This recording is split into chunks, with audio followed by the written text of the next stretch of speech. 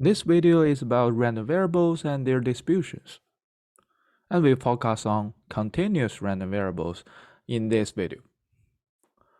We know when we talk about distributions of random variables, we are talking about how to determine probability values of events of all the events associated with given random variables.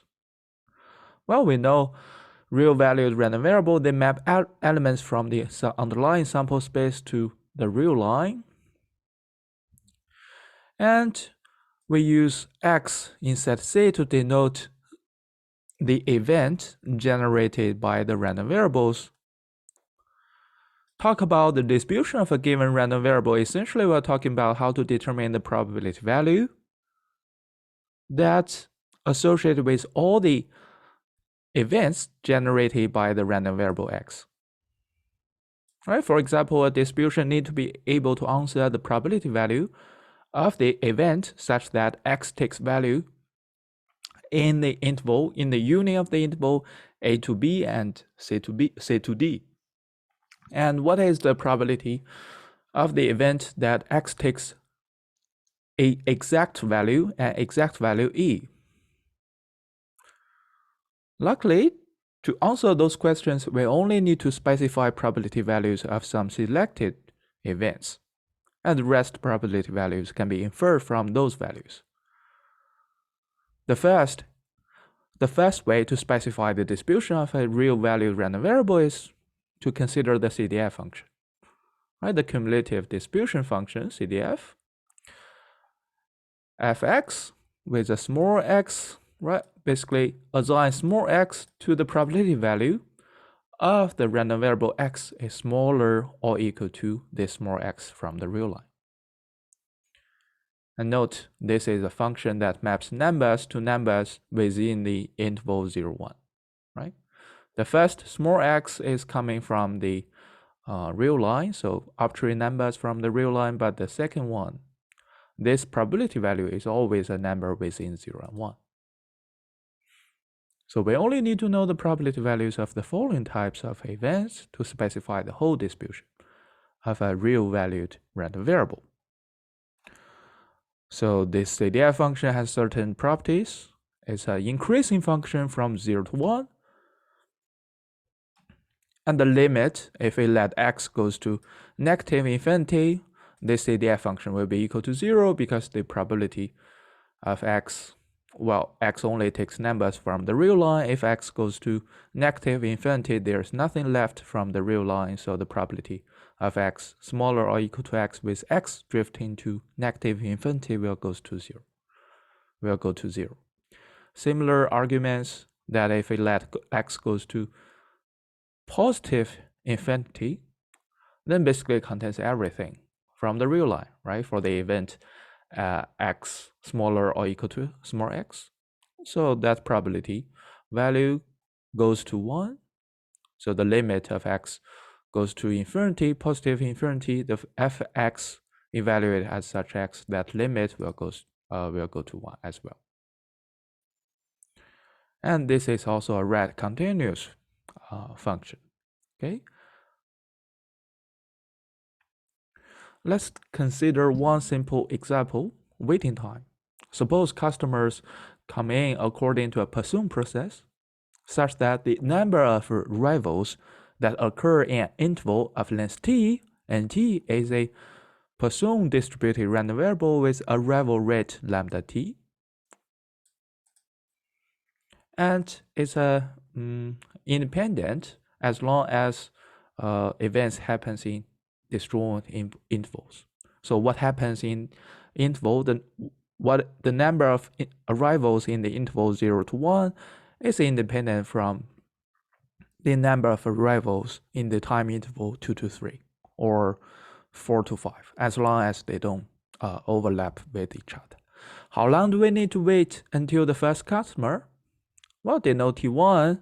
What is the distribution of such waiting time? Denote T1, the time until the first arrival. And the CDF T1 is essentially the probability of T1 smaller or equal to a small t. Here we only consider t from the positive part, right? Positive real line.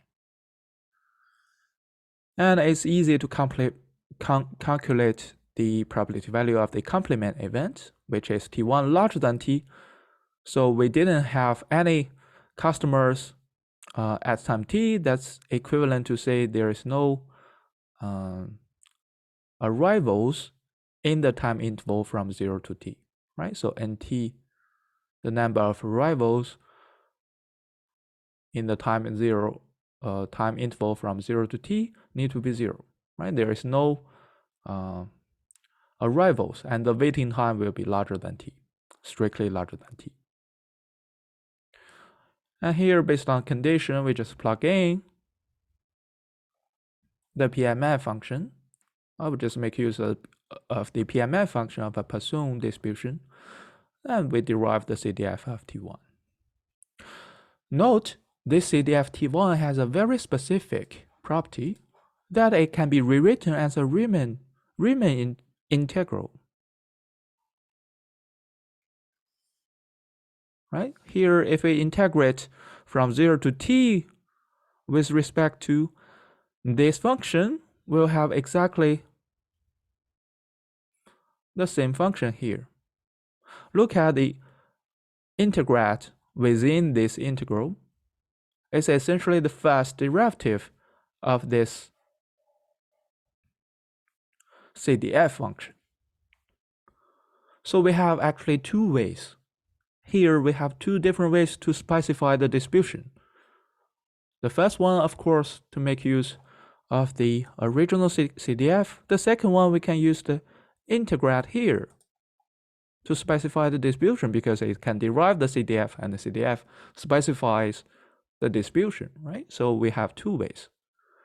And we can use the CDF function, which is the cumulative distribution function, to specify the distribution for a real value random variable. But for this specific example, we also see that for continuous real value random variable, we have one alternative way to specify the distribution, which is to make use of the probability density function, the integrand, which is a non-negative function fx on the real line, such that we are the Riemann integral. We can recover the probability value of x smaller or equal to x as long as we integrate until x. As long as we integrate this density until x, we can recover the probability value of x smaller or equal to small x, which is exactly the CDF function. Well, for continuous random variable with differentiable CDF fx, conventionally we can choose fx, this small fx, to be the first derivative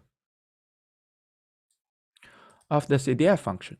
And you see, by the integral theory, we know this. If we plug in the first derivative of the CDF, this identity will hold true. Right? We know if we change values, if we change the function value, the small f function, if we change its value at most countably many points, right? Consider this is a density function, right? If we integrate to x, then the size of this area will be equal to this probability of x smaller than x. And we know if we make, for example, if we make changes at one point, let's increase to like 10 or even infinity, the value of this integral, right? If we only change 1 point value here, the integral remains exactly the same value, right? The integral will assign exactly the same value to these two different functions. Actually, we can change the value of the of this yellow curve at most countably many different points, and the integral will still assign the same values to the area below such curve. So we have actually many choices for small fx, but conventionally we choose small fx to be the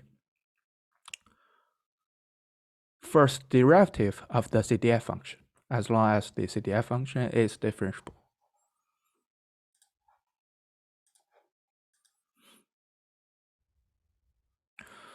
So this is the probability density function, which is a non-negative function fx, such that where the Riemann integral, we can recover the CDF function. And normally we would choose a small fx to be the first derivative of the fx. What is the property of the small fx? Well, first let's see. We can use fx to calculate the CDF function values. So remember that small fx is also a way describing the distribution of continuous real value random variable. Right? This is specifically designed for continuous real valued random variable. And what properties do we have? You can pause the video at this moment and think, what properties do you want this fx to be, all right, to have? Well, first is non-negativity, and fx is strictly larger than 0 if x is in the support of x, and 0 otherwise. Here, notice even we require it to be non-negative, but the value could be larger than 1. Okay, the value of this small f function, unlike the CDF function, is always within 0 and 1. This small f function can be strictly larger than 1. Right? Think about the example we have just discussed, the waiting function, the waiting time distribution, the distribution of the waiting time.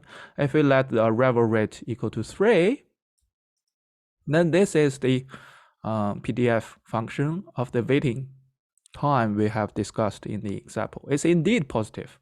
For any positive t, it's always positive. But if we plug in t, for example, equal to 0.01, so let's plug in t equal to 0.01 here.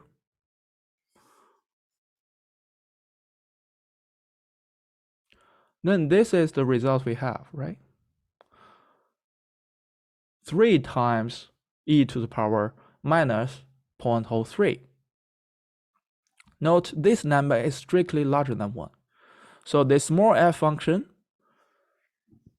is non-negative, but unlike the CDF function or the PMF function for discrete random variable, this small f function could be strictly larger than 1 at certain points.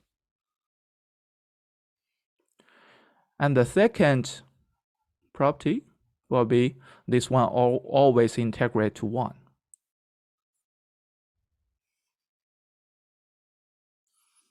Which is not surprising, because if we integrate from negative infinity to positive infinity, essentially we are calculate the probability that x takes value from the real line. And we know in this for real value random variable, x only takes values from the real line. So the probability for that is equal to 1.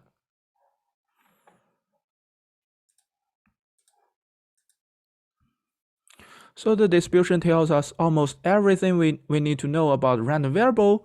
Next, let's take a look at some example of continuous random variable CDF and PDF. Let's consider this standard normal distribution. Well, we call a random variable follows standard normal distribution with mean 0 and variance 1 as long as it's PDF, as long as it has a PDF equal to this formula. Okay, on the left panel of this slide here, we draw the CDF function CDF curve, which is actually an increasing function from 0 to 1, and also a bell-shaped PDF here. So let's take a look at the CDF function first. It's indeed a very smooth function, increasing from 0 and 1. And for the PDF function, you see it's quite symmetric. in the way it's symmetric around the center, and here is 0. So the mean, the average value is indeed 0, and it has a bear shape. The first question is, what is the probability of x smaller or equal to 0.7? Then it's easy to deliver the results based on the CDF function, right? It will be around this point, right? This value. And if we want to deliver the same result, right? We not only we can deliver the probability value based on CDF, for continuous random variable, we have also PDF function to do that, which will be, right, the blue shadowed area, the size of the area under the curve that colored in blue, right here. So we integrate from the negative infinity to 0.7. Well, with this monster, this value cannot be solved directly by hand, but with the help of computer, you can always deliver some numerical solutions here. So this is one example of the continuous random variable CDF and PDF, right, and their connections. Next, let's compare a continuous random variable CDF with the CDF of a discrete random variable.